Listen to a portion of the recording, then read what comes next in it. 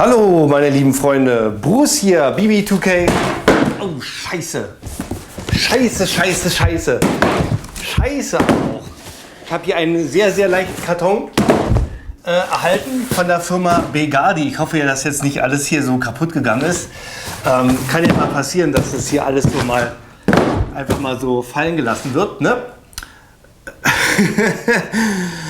Keine Sorge, denn ist alles sehr luftig hier drin. Denn heute packe ich für euch ein HPA-System aus.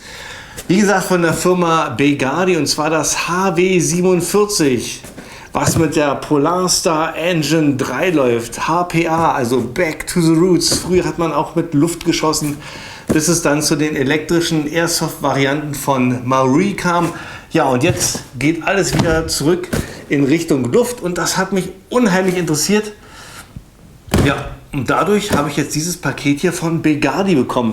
Und ich denke mal, ich laber nicht lange. Ich packe das Teil mal aus, denn ich bin schon tierisch gespannt, ja, wie das so funktioniert mit diesen HPA. Hatte ja schon ein paar Videos gesehen. Unter anderem hier von Reaper, der hat da schon richtig cool was abgezogen. Hat eigentlich schon alles erklärt. Hat auch schon eine Airsoft reviewed, hier diese Lonix HW4, glaube ich. Und ich habe die russische Variante hier, und zwar eine AK-47 auf HPA, und zwar die HW47, und die packe ich jetzt aus, und jetzt bin ich mal gespannt, ja, ich hoffe, ihr seid es auch, wie das Ganze hier mit diesen HPA funktioniert. Ja, und dazu packe ich mal das gute Stück hier aus. Ja, ihr seht, wenn ich das hier auspacke, hier ist nichts drin. Ihr denkt doch wohl nicht, dass ich hier so einen teuren Karton von Begadi einfach so hin und her schmeiße. Das mache ich nur, wenn er leer ist. Denn ich habe das alles schon längst ausgepackt, weil ich konnte es nicht aushalten. Ich musste schon damit rumspielen, und daher ist es hier mehr so ein Pseudo-Unboxing. Ich habe es schon, und zwar hier. Da ist eigentlich das, um was es geht. Hier ist der Karton, ich mache ihn mal auf. So, HW47 von Begadi. Was bekommt ihr, wenn ihr die Waffe kauft? Die kostet übrigens stolze 919 €. Und der dicke Brocken von diesem ganzen Preis geht hier an dieses Polarstar-System. Also die Lonix AK-47 kostet was um die 350. Und die Differenz zu 919 macht hier die Polarstar Engine aus. Ja, ich habe hier, ja, Messprotokoll ist mit dabei. Die HW47 läuft so zwischen 2,5 und 2,6 Joule. Hier ist ein rotes Nozzle verbaut. Ihr könnt hier andere Nozzle noch einschrauben, um die FPS-Werte zu senken. Ich glaube, der grüne ist der leichteste. Da geht es nur so bis 1 Joule. Dann habe ich hier auch noch mal eine Kopie von der PTB, dass das Ganze hier alles rechtens ist seitens Begadi. Also wenn ihr hier bei Begadi dieses HPA-System kauft, dann ist das hier alles vollkommen in Ordnung. Aber nun, ja, machen wir weiter. Was haben wir noch? Dann haben wir eine Anleitung von dem Polarstar-System. Und so, oh, noch einen schönen Aufkleber gibt es auch noch. Jetzt, aber jetzt kommen wir dazu. Da. Oh. Das ist sie. Erstmal, ja, eine stinknormale AK. Der einzige Unterschied, der hier erstmal schon mal auffällt optisch, hier kommt ein Schläuchlein raus, und hier merkt man also, das funktioniert hier alles ein wenig anders. Die ganze Waffe besteht komplett aus Metall und Echtholz, außer der Griff, der ist aus Kunststoff. Gewicht, glaube ich, so circa 3 Kilo. Und was mir schon mal richtig gut auffällt, und so muss eine AK sein, ich halte es mal rein, das Finish, absolut schön matt gemacht, das Ganze, und schon so ein bisschen zerkratzt. Ich denke mal, das liegt daran, ich bin nicht der Einzige, der damit schon rumgespielt hat. Gefällt mir rein optisch schon mal richtig gut. Ja, und dazu gibt es noch ein Magazin. So. Ein High-Cap-Magazin mit einer Kapazität von 520 Schuss, hier mit diesen Lonix-typischen Schnellspanner. Dann haben wir noch dabei einen kleinen Mini-Akku, der wird benötigt, um die Polarstar Engine zu betreiben. So klein und so fein und reicht vollkommen aus für, ja, auf jeden Fall für einen ganzen Tag. Richtig schön. So, und dann ist der Karton alle. Problem bei der ganzen Sache ist, ja, wenn ihr euch die HW47 hier kauft, fehlt noch das entscheidende Puzzlestück, damit ihr damit schießen könnt. Und zwar, und da bin ich Begadi auch dankbar, weil ich habe, wie gesagt, davon überhaupt gar keinen Plan. Und ich habe gesagt, ich brauche das komplett rundum glücklich Paket.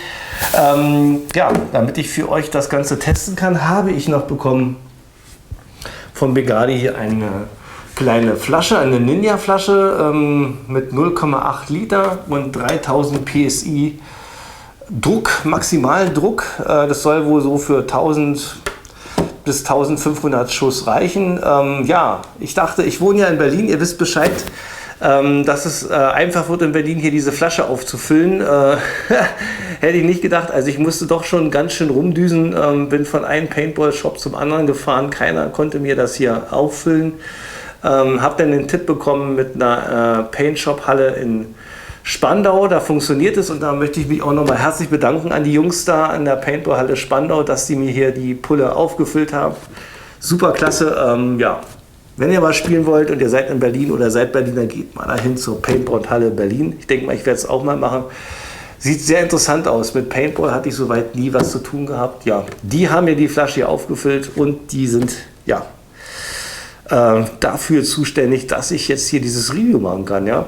Und das ist, warum habe ich das eigentlich alles schon ausgepackt? Wie gesagt, ich bin total gespannt und ich habe damit auch schon geschossen, muss ich sagen, heimlich, ja.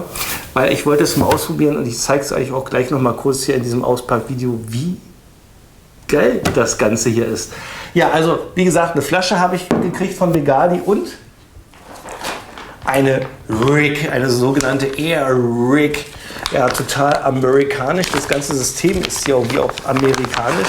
Deswegen heißt es hier auch Rig. Rig heißt eigentlich nur hier, dass hier so noch einen Druckluftschlauch mit dazu bekommt, der sehr elastisch ist, hier mit so einem Schnellverschluss. Und dann gibt es dazu noch einen Regulator. Der ist von der Firma Redline. So sieht er aus. Und der ist eigentlich nur dafür da, damit ihr hier nicht die volle Power hier von der Flasche in die Polarstar Engine kriegt, könnt ihr hier mit diesem Regulator die Power anpassen, so wie es hier für die Polarstar Engine geeignet ist. Und das ist hier, glaube ich, zwischen 80 und 120 PSI. Den Druck könnt ihr hier über diesen Regulator einstellen mit so einem Sechskantschlüssel, lässt sich das ohne Probleme bewerkstelligen. Ja, und ich denke mal, ich quatsche nicht so viel, ich zeige euch jetzt mal, wie das Ganze hier funktioniert. Und dazu, ja, wie machen wir das? Ich denke mal, ich mache mal die Kameraperspektive ein bisschen anders und dann schwenke ich mal so ein bisschen auf den Tisch und dann zeige ich euch mal, wie man das hier zusammenbaut. Bis gleich! So, da bin ich wieder. Ist ein bisschen nicht so professionell. Ich hoffe, ihr verzeiht mir. Das richtige Review kommt dann später. Jetzt zeige ich euch erstmal, wie das hier alles zusammengebaut wird. Und zwar öffnen wir hier zuerst mal den Deckel von der AK. Das macht man so, wie man das mit jeder AK macht. Hier drücken und dann wird das hier abgezogen. Dann nehmen wir das Ganze hier mal raus kurz so. Hier sehen wir schon den ersten Unterschied. Hier zur Polarstar Engine haben wir hier einen Controller.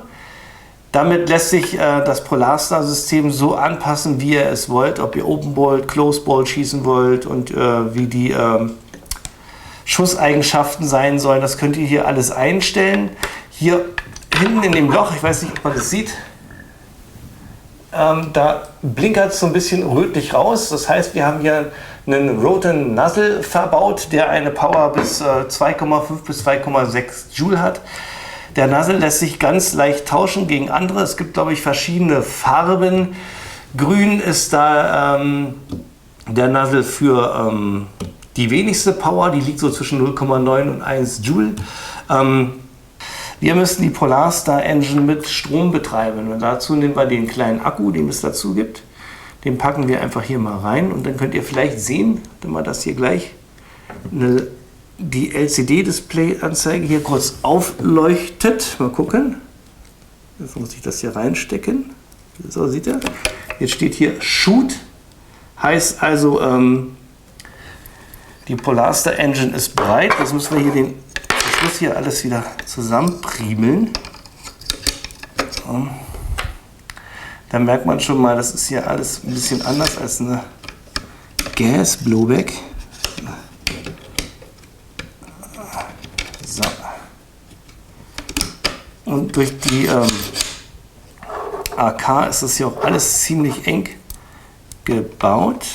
So, jetzt kommt der Akku hier noch rein. So machen, dass das alles passt. Deckel drauf. Und dann wird das alles hier wieder zusammengepriemelt. So, dann haben wir erstmal das Elektrische beendet. Kommen wir jetzt zum Lufttank. Ich habe ihn auffüllen lassen in Spandau mit 3000 PSI. Wie ihr seht, sind da nur noch 2000 PSI dran. Habe also schon ordentlich damit gespielt. Ja, und wie schließt man das jetzt an? Ganz einfach, wir haben hier den Regulator. Da ist es erstmal wichtig, dass ihr hier das rote Schräubchen aufschraubt. Dadurch ist gewährleistet, dass beim Aufschrauben hier nicht gleich Druck ansteht. Ihr schraubt jetzt den Regulator einfach auf die Flasche. Ja. Richtig fest. So, und jetzt, ich halte es mal rein. Hier sehen wir 0, keine Anzeige. Und wenn ich es jetzt öffne, wird ihr gleich sehen, wird Druck anliegen. Jetzt hat es Knack gemacht. Und jetzt müssen wir so ungefähr 100 hier zu stehen haben. Ist also ein Mittelwert zwischen 80 und 120. Ich habe mich jetzt hier für 100 entschlossen, habe auch schon die ersten Schusstests damit gemacht. Funktioniert einwandfrei. Ihr könnt auch runter oder noch etwas höher regeln. Ich habe jetzt hier 100. So, und wenn wir das haben, kommt als nächstes der Schlauch. Der wird jetzt hier einfach rangesteckt mit dem Schnellverschluss. Zack. Sitzt auch richtig fest und stramm. So, und das Gegenstück kommt jetzt an die Airsoft selber, auch mit diesem Schnellverschluss. Ups, zack. So. Fertig. So, und jetzt ist die Waffe einsatzbereit. Ihr müsst natürlich jetzt noch das Magazin reinlegen. Das lasse ich jetzt mal sein. Und jetzt, ja, hört euch das mal an, wie sich das anhört. Wahnsinn. Also, ich habe einen absoluten Schreck gekriegt, wo ich das zum ersten Mal gehört habe. Warte mal, ich schwenke mal die Kamera wieder um.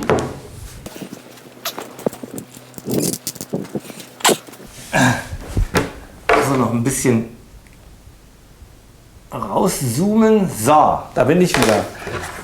Also, was überrascht ist der Sound von diesem HPA HW47. Hört euch das nochmal an. Hört sich abartig an und so die Power, die da rauskommt, ist auch ziemlich abartig. Ich habe hier wirklich auch Chronowerte von 2,5 Joule. Und was richtig genial ist, ist dieses Abzugsverhalten. Ich kann hier unheimlich schnell mit triggern. Das hatte ich mit noch gar keiner anderen Airsoft gehabt.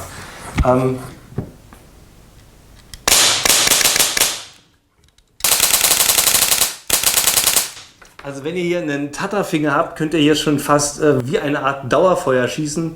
Richtig schön. Und das Tolle ist, der Druck bleibt hier dank dieses SFR-System. Super fresh. Keine Ahnung. Jedenfalls dieses SFR-System garantiert, dass der Druck unheimlich schnell wieder da ist. Ich hoffe, ich kann es euch zeigen, wenn ihr hier mal reinguckt und ich mal schieße. Moment, ich gehe mal ein bisschen näher ran. Könnt ihr sehen. So, wenn ich jetzt hier mal schieße. So. So, ich halte mal ein bisschen ran und jetzt drücke ich mal ab.